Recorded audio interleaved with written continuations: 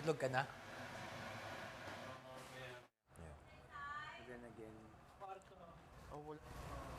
But then again, kailangan ko siyang tanggapin. Kailangan ko siyang tanggapin na ang nakakatulong sa akin is makikita ko pa kayo sa labas.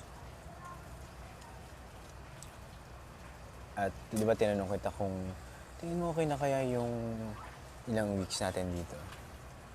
Yun din nakatulong sa akin. But of course, may mga sumisipa-sipa. Yung sa atin, like yung sa mga housemates, sa lahat sa atin. Hindi na ako nag-worry. Alam ko naman na kahit ako na mismo gagawa ng paraan para magsama-sama tayo sa labas. If hindi man mangyari, ako na mismo gagawa.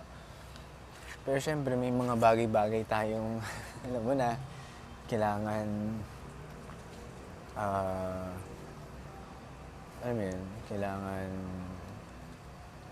i-make sure talaga,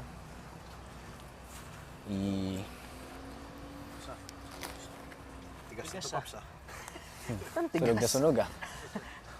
Nilabang ko naman to. Parang naging ano to ha.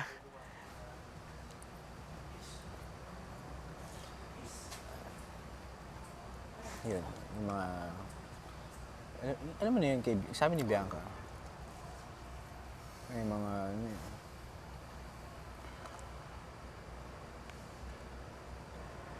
yun na lang yung hindi pa nagpapaready sa akin, honestly.